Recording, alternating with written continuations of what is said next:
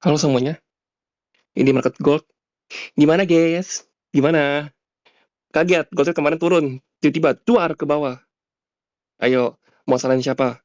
Mau salahin USD Jepangnya naik? Mau salahin DXY naik? Ya, no, kamu trade gold. Ya, lihat kan, nggak kemana-kemana kan goldnya? ATH nggak? Nggak bos. Naik nggak ke sini? Nggak bos. Naik nggak ke sini? Nggak. Kan udah clear kan? Kita udah belajar ya sampai ini. Saya selalu tekenin berkali-kali kan. How do you know kita akan ke sini? How do you know kita akan ke sini? How? Kalau gap ini ke inverse. Kamu lihat gambar ini, ya sama video saya yang terakhir bahas gold. Gambar saya nggak berubah. Nggak ada berubah. Paling cuma tambahin garis. Ini aja nih. PD array semua masih sama. Ini gap H4, ini daily gap. Lihat gimana cara saya pilih fair value gap? Nggak ribet. Ya FVG, FVG, nothing else sudah. Daily ada FVG, saya gambar. Karena saya tahu, saya hanya akan tahu kalau gold turun ke sini kalau apa. Coba kalian jawab. Gap ini ke inverse. That's it. Udah, nggak ada fancy stuff, nggak ada time apapun, nggak ada in daily kamu nggak bisa lihat timing apapun. Time itu important in sessions. Karena every session, every hour itu liquidity engine. Even in every minute. Apakah kamu bisa melihat Asia High di mana? Nggak bisa. Apakah kamu bisa melihat on low di mana? Nggak bisa. In daily nggak bisa. Oke? Okay? Nah, in 4 hour, ya, kita tahu kan bahwa ini naiknya nggak beres. Tidak ada fair value gap buy ketika naik. Ya, naiknya bikin liquidity trend line. Maka dengan informasi itu, saya bilang apa? Prepare skenario. Best buy itu adalah if we close di atas atau kalau harga masuk gap ini. That's it. Udah nggak ada skenario lain untuk buy. Nggak ada buy di sini, nggak ada buy di sini. Nggak ada. This is logic, folks. Algoritma itu memang dia yang punya kuasa untuk gerakin chart ini. Tapi it's random. Nggak boleh ngasal. Kalau market yang ngasal seenak jidat geraknya, orang pasti bakal tinggalin. Nangkep nggak? Ya kenapa market ini selalu ada? Karena orang selalu think this market, bukan bukan saham Indo ya, this market, ya, forex, commodity, bonds, ya, itu geraknya pakai supply demand. No. Because DT itu pakai supply demand, mereka pikir, oh yaudah, naiknya tinggi, banyak demand. No. Nggak seperti itu. Turun banyak, seller keras. No. Itulah kenapa algoritma sampai sekarang masih ada. Dan sampai kiamat ya, ini nggak akan hilang. As long as mereka nggak accept bahwa mereka nggak kena supply demand, ya udah, I'll go in. That's it. Itu sama kayak misalnya, ya ini umpamanya yang sering saya selalu pakai. Saya adalah pembuat game ya. Ya. Or saya adalah orang yang sudah menamatkan game ini 999 kali. Kamu adalah newbie. Oke? Okay? You believe ini game kalau nggak pakai cheat aku nggak akan menang. Jadi aku harus tahu cheatnya apa. Dan I believe ya ini hanya bisa menang karena cheat. Lalu saya bilang no, nggak. Ini nggak perlu menang pakai cheat. Kau pakai ini nih. Tapi bebal. You coba sekali, gagal. Coba dua kali, gagal. Coba tiga kali, gagal. Always gagal. Sampai kamu mengaccept bahwa, oh iya ya, nggak butuh cheat. Aku coba dari awal aku ikutin kata dia. Seperti itu. Karena semua technical, retail, apapun deh, buku Martin Pring, buku Steve Nelson, Candlestick, itu ya, yang sampai tiga atau dua volume, ya, itu semua tuh bahas tentang retail teori. Ya, as long as you profit pakai cara itu nggak salah. Tapi kita pengguna ICT, kita mengcounter idea itu. Karena itu tidak mengexplain, ya, seperti ini, ya, I believe deh, kalau kalau kamu dikasih market seperti ini, pasti kamu bakal sell. Pastilah. Nggak mungkin nggak. Tapi we know, kita harus apa? Ya, ada gap itu kalau kalian first cari buy. That's it. Nothing else untuk turun ke bawah. That's the logic. Ya. Nah, sama kayak di sini. Jadi kamu udah tahu ya bahwa harga itu kamu akan buy kalau apa? Ini ke inverse atau harga masuk ini. Tidak ada alasan lain untuk kamu buy. Apalagi kamu mencoba-coba untuk buy di week ini. Jangan pernah. Jadi udah clear tuh, scanner buy-nya adalah di mana? Di sini. Karena kalau kamu buy di sini, artinya kamu menjadi part dari liquidity. That's it. Oke, pertanyaannya, I know. Boleh sell nggak? Boleh. How? Lihat ya, di H4, you know, harga itu tidak kuat naik kalau dia nggak bisa langsung inverse di atas ini. Karena di bawahnya itu nggak ada bantalan, nggak ada fair value gap. Ya, look at the candle. Semuanya itu closing di bawah. Bukankah ini algorithmic price delivery untuk turun ke bawah? Yes. Bukankah ini ada algo sign? Betul. This candle. Ya, saya akan ajarin cara entry gimana. Ya, karena kamu banyak sekali yang mau nge-sell. Oke. Mana nih? Bentar. Agak nge-lag, sorry ya. Ya. This. Once this happen, setelah dia sweep liquidity ini, di kirinya ya, ini kalau kamu ke M5 itu pasti ada liquidity. Ya, kita cari sell. Langsung. Karena state delivery-nya itu sudah berubah. Itu adalah order block. C, nggak butuh fair value gap. Ya, jadi OB itu nggak selalu butuh fair value gap. Dan sekarang saya tinggal ke H1. I have this fair value gap. This fair value gap, apapun caranya, ini nggak boleh ke inverse. Kalau ke inverse, saya bakal long. Titik, udah. Oke, jadi selama itu nggak ke inverse, aku bakal short. Jadi aku udah dapat ya opsi ketiga untuk buy. Kalau gap ini ke inverse. Tapi, nah ada tapinya. Ya, kalau misalnya ini ke inverse saat Asia mungkin saya skip. Karena saya nggak enter di Asia. Oke, nah langsung ke M5 aja. Jadi sekarang tugas kamu apa? Tugas kamu adalah kamu menunggu London session. Harga naik, retrace, tidak ada shift in market structure buy, tidak ada MSS, bikin ikut di bawah, kamu tahu itu bakal kesambat. Ya, lalu harga drop ke bawah. Sekarang kamu lihat. This one, ya, itu bikin relative equal high. Ini Asia high. This one, ini adalah Asia low. What's your bias? Ke bawah. What's your bias?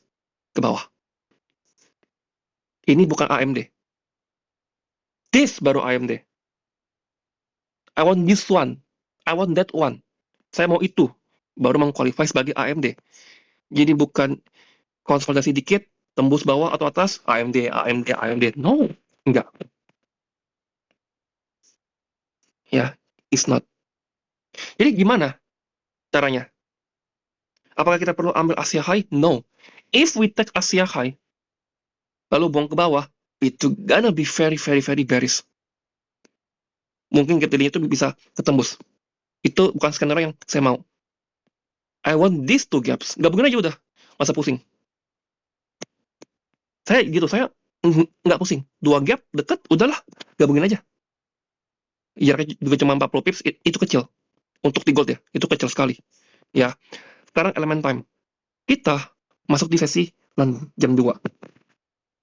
Jadi I expect ini bakal liquidity run, turun ke bawah. So, saya bakal ke M1. Saya mau proof, saya bakal pakai M5, saya mau proof ini harus bisa buang ke bawah. Ketika ini buang ke bawah dan ada fair value gap, saya ambil FVG itu. See? Proof gak? Proof kan? Dia buang ke bawah, fair value gap-nya mana? Ini. Jadi aku boleh short di sini, SL aku di sini. Ya, that's a setup. Kamu short di sana silakan. Ya, tidak apa-apa, harga lari ke sini. Ketika harga kena breakaway gap, kamu mau apa? Langsung reject. Reject gak? Yes. Apakah bodinya stay dalam measuring gap? Yes. Apakah naiknya ada fair value gap buy? Nggak ada. Bukankah ini setup A plus kamu untuk buy? Untuk sell? Yes. Apa yang terjadi kalau tidak ada FVG buy? Ketika harga tembus low ini, speed. langsung tembak ke bawah cepat, nggak pakai lama, ya. Nah tuh, order block, weak, ya, sekali, lempar ke FVG ini, tapi bodinya masih close kan, di dalam apa? Specific gap, volume imbalance. Volume imbalance itu di atas fair value gap powernya. Jadi kalau kamu lihat body close di dalam FVG aja kamu happy, kamu lihat body close di dalam volume imbalance itu happy-nya gila. Harus 2 kali lipat happy-nya. Apa karena ada FVG buy? Tidak ada. Ya, dia rally sekali lagi. Nah, ketika seperti ini, jangan challenge cari buy. Gunakan ujikan lagi. Oke, ketika ini close body, kita nggak turun ke bawah. Lalu rally, what happened nih? Ya, jangan panik. Dicek ulang. Mana MSS-nya? Kalau memang itu mau MSS. Mana level yang nggak boleh patah? This one. Kan kamu udah tahu di sini. Apakah kita sudah roll over stop loss? Belum. Jadi apa bagian ini? Reakumulasi short. Once kita balik close di bawah gap ini, kita akan turun ke bawah. Karena sisi bawah sudah tidak ada fair value gap. Lihat, itu close di bawah, langsung lari ke bawah. Ya udah, ini kamu boleh partial. Karena harusnya no reason untuk harga ambil ke atas. Karena ini udah engine liquidity. Jadi gap ini nggak akan kita pakai lagi, ya. Nggak ada. Jadi kita nggak ada interest ya, oh harga naik, baru turun. Nggak ada. Nggak ada. Ini udah bentuk order flow. Harus di-push ke bawah langsung. Ya, masuk gap, ya, ke tandi inversion, yang tadi kan, kamu lihat, lalu buang ke bawah. Ya, FVG itu ke inverse, balik lagi, ya, ke situ, sorry. Lalu buang ke bawah. See, lihat nggak? Semuanya itu di engine liquidity, lalu buang ke bawah. Oke. Dan, kamu lihat, marketnya dalam kondisi apa? High resistance. Harga baru kena. Nih ya, ini ilmu nih. Jangan pernah ngelong kalau begini. Jangan pernah. Kalau harga naik, take out ini bukan MSS. MSS-nya itu pasti udah terjadi di sekitar sini, di detik 15. Makanya karena di detik 15 udah MSS, dia bisa deliver ke liquidity M1. That's the logic. Apapun yang ada V-shape, pasti akan dibalas N-shape. Ya, bukankah itu V-shape? Dan kamu nggak kaget, oke V-shape akan dibalas dengan N-shape.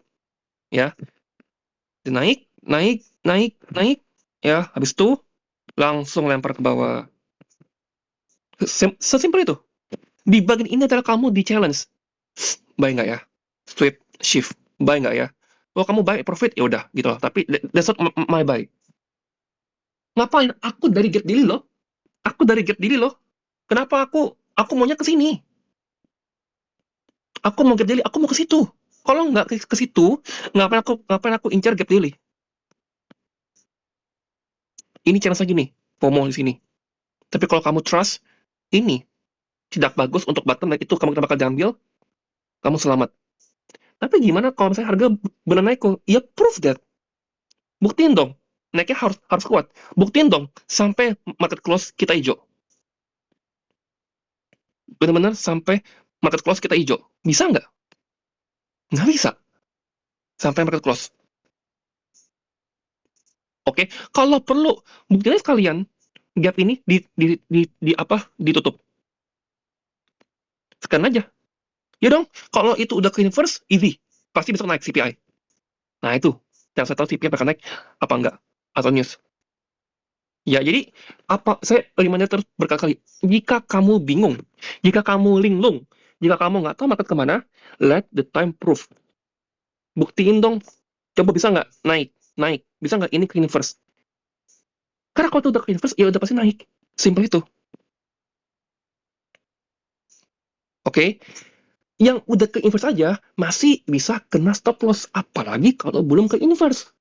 Bukankah peluang stop loss jadi membesar? Nah, kalau di remind probability, mana peluang yang lebih besar? If I want to short, ya mana peluang lebih besar untuk long? Di posisi ini, di posisi tadi, di posisi seperti ini. Selalu pikirin. Contoh lagi nih ya, ini penutup ya.